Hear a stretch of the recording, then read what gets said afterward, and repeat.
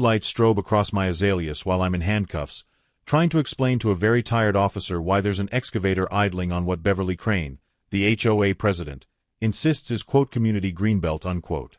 I point to the spray-painted survey stakes I paid $800 for just 3 days ago. Beverly points to a laminated map from 1998 with a coffee ring strategically placed over my bedroom. The crowd of neighbors she summoned via emergency text chain stands behind her like a small army. Guess which one the exhausted officer believes at 10 p.m. on a Tuesday?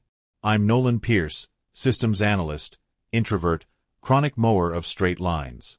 I bought my bungalow in Willowmere Downs because the listing promised quiet living and mature shade trees. The realtor failed to mention the militant HOA or its self-appointed supreme leader. Enter Beverly Crane. Hair like a helmet lacquered into submission, clipboard like a badge of authority, voice like a leaf blower at sunrise mixed with nails on a chalkboard. 2 weeks after I move in, she's measuring the angle of my mailbox flag with an actual protractor while taking photos from multiple angles. I wave politely from my porch. She cites me for quote non-compliant cheerfulness unquote and explains with a condescending tone that residents should maintain professional distance from HOA officials during active inspections. The violations arrive like grocery store coupons, unwanted and endless. My porch light is too warm at 2,700 Kelvin when the bylaws clearly state 3,000 minimum. My sedum is aggressive and threatens the aesthetic continuity of approved plantings. My small wind chime constitutes auditory graffiti that disrupts the sonic landscape. Beverly photographs my backyard through a knothole in my fence for 20 minutes, then emails the entire neighborhood a JPEG titled "Decline" in all caps with 3 exclamation points. The photo shows my perfectly normal garden hose coiled slightly unevenly. Then she spots the side lot, a narrow sliver of lawn and scrub I mowed out of habit thinking it was mine. She declares with a theatrical sniff that it's common area. Absolutely no personal storage allowed under penalty of fines. My personal storage is a single tomato cage supporting one sad but hopeful beefsteak plant. Beverly drafts a 17-page amendment about quote unauthorized horticultural frameworks unquote, gets it passed in an emergency session where only she and her 2 allies show up, then trespasses at 6 a.m. to rip out the cage like it's contraband while I'm at work. She leaves the tomato plant dying on the ground with a laminated notice speared through it on a stake. She escalates from petty to operatic within weeks. A glossy flyer distributed to all 73 homes accusing me of deliberate plot theft and botanical terrorism. A next-door post with 47 replies claiming I'm prepping the land for an illegal dog track and possibly a methamphetamine lab based on the suspicious greenhouse behavior of growing tomatoes. And finally, a certified letter with delivery confirmation demanding I cease all construction on HOA property or face immediate enforcement, including but not limited to civil litigation, criminal charges, and permanent banishment from all community events. My construction is 3 stepping stones from Home Depot and a rain barrel I bought on sale. Beverly files a police report with the non-emergency line first, then calls 911 when they don't respond fast enough. She tells the responding officer with an authoritative tone that the subject has criminally encroached on protected greenbelt lands in violation of County Ordinance 7.3.5, which she made up but sounds official. She presents a blow-up of the neighborhood plat that she had printed at Office Max on poster board where, mysteriously, my parcel line has been sharpened 2 feet to the left in thick black marker. She also produces a notice of encroachment that she recorded with the county just that morning, signed, impressively, by Acting Land Use Commissioner Beverly Crane, a title she apparently gave herself on HOA letterhead she redesigned with an official-looking seal she found on Google Images. When I schedule a legitimate survey through a licensed company, my stakes vanish overnight despite being driven 18 inches into the ground. My security camera mysteriously goes offline that same evening. The next evening I'm in actual handcuffs because Beverly claims I'm grading protected wetlands with heavy machinery in violation of the Clean Water Act. It's a rental mini excavator I got to remove a dead stump, parked on my gravel driveway.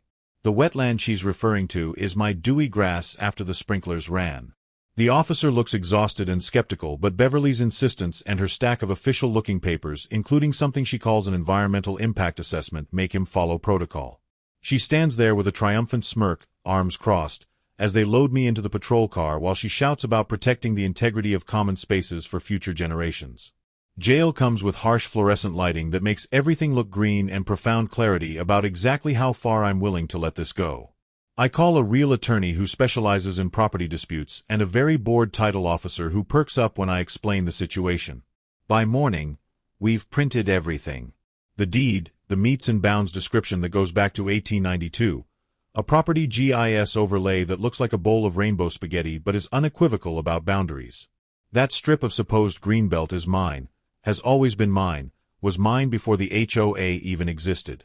The county clerk confirms the notice of encroachment number Beverly filed belongs to a marriage license from 2004 between two people named Rodriguez. The Land Use Department confirms there is no acting commissioner named Beverly Crane and would very much like to discuss her use of their seal. The survey company emails time-stamped photos of my missing stakes, which they photographed during installation, plus a Ring doorbell camera still from the house across the street showing Beverly hauling them away like javelins at 2:13 a.m. while wearing what appears to be tactical gear. My lawyer assembles everything into a folder that grows thicker by the hour as we uncover more of Beverly's creative documentation, including forged supervisor signatures and fabricated meeting minutes. At arraignment, my lawyer slides the judge a tidy bundle thick as a phone book. Warranty deed, title insurance schedule going back 40 years, the original recorded plat from the county archives, a sworn affidavit from the subdivision's retired civil engineer who remembers the original development, and 16 separate instances of Beverly filing false documents. Beverly presents her laminated map, the one with the coffee stain, and launches into a rehearsed speech about maintaining neighborhood character and property values and the tragedy of the commons. The judge raises one hand to stop her mid-sentence about the threat to suburban integrity and asks one single question. Ms. Crane, what governmental office empowered you to record this notice with the county? Silence so loud the courtroom AC starts to feel embarrassed. Even the court reporter looks up. Beverly stammers something about community standards and the implied authority of the HOA board. The judge's expression shifts from tired to genuinely interested, like he's discovered a rare specimen. He flips through Beverly's documents, then mine, then Beverly's again while making small noises of disbelief. He asks Beverly if she understands what filing a false instrument means. She says with a defensive tone that she was protecting the neighborhood from encroachment and chaos. The judge's eyebrows climb higher until they nearly reach his receding hairline. He asks if she's aware that impersonating a government official is a federal offense. Beverly's face goes pale. The judge dismisses my charges with prejudice and adds that he's recommending the DA review Beverly's numerous filings for potential criminal prosecution. 2 weeks later, a chilled meeting in the community clubhouse where the AC is set to Arctic. The DA's investigator, a man who looks like he's seen everything twice, 2 HOA board members who suddenly won't make eye contact with anyone, and Beverly in a cardigan the color of danger, bright red like a stop sign. The investigator lays out the charges in a monotone that makes them sound even worse. Filing a false instrument, a felony. Tampering with survey markers, a misdemeanor. Making a false police report, another misdemeanor. Impersonating a government official, a federal charge. Vandalism for destroying my tomato plant. Criminal trespass. False imprisonment for getting me arrested. Then he clicks the remote, and the TV shows ring footage of Beverly prying out my steaks with a garden trowel while muttering that property lines are a social construct invented by capitalists. The audio is crystal clear. She goes on for 3 minutes about how she's the only one who really understands the neighborhood's needs. The room goes silent except for the hum of the projector and someone's nervous cough. The investigator continues with a professional tone that somehow makes every word land like a hammer. The false instrument charge alone carries up to 4 years in state prison. Tampering with survey markers is a misdemeanor with fines up to $10,000. Making a false police report adds another year. The federal charge for impersonating an official could add 5 more. Beverly's hand shakes so badly she drops her water glass, sending ice skittering across the floor. Nobody moves to help her clean it up. The board votes publicly and unanimously to remove her as president effective immediately. The vote includes Gerald, who's been her loyal supporter for 6 years and whose face looks like he's passing a kidney stone. They also vote to ban her from any HOA position permanently. Fines rain down like confetti at a disaster parade, backdated to every bogus notice she'd mailed over 3 years. I am reimbursed for the survey, the rental excavator, the night in county lockup, my attorney fees of $12,000, and, for reasons I will cherish forever, the $23 tomato cage plus the estimated value of 36 pounds of tomatoes I would have harvested. Beverly tries to speak, but her voice cracks. The investigator raises his hand and explains her options. She can either accept a plea deal of 18 months probation, $5,000 in fines payable immediately, and 200 hours of community service, or face trial where she could receive the full federal charges plus state charges totaling up to 11 years. Her mouth opens and closes without sound like a fish pulled from water. She manages to whisper that she'll take the deal while her hands shake so violently she can't sign the papers without steadying her wrist. By spring, my illegal dog track is a tidy herb garden with a professional survey marker permanently installed in concrete, and Beverly's community service is scheduled by the same judge she tried to dazzle with coffee-stained laminates.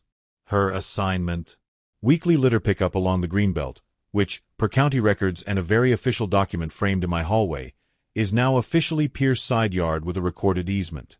The HOA replaces Beverly's entire system with a shared Google Doc requiring digital signatures and a new rule: no enforcement without 2 board signatures, photographic evidence, and a citation to an actual bylaw that must be verified by the HOA's newly required legal counsel.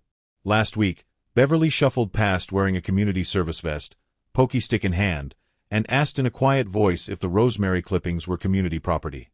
I smiled and handed her a labeled bag reading Private Herbs, Lot 17, property of Nolan Pierce, verified by county survey, and watched her log it in a notebook like an accountant documenting her own karma. The $5,000 fine demolished her savings she'd mentioned to another neighbor. The probation means she can't even run for the library board like she'd planned, and her real estate license got suspended pending review. She looked smaller somehow, deflated like a birthday balloon a week after the party, as she picked up a candy wrapper near my freshly surveyed and permanently marked property line while the new HOA president drove by and waved.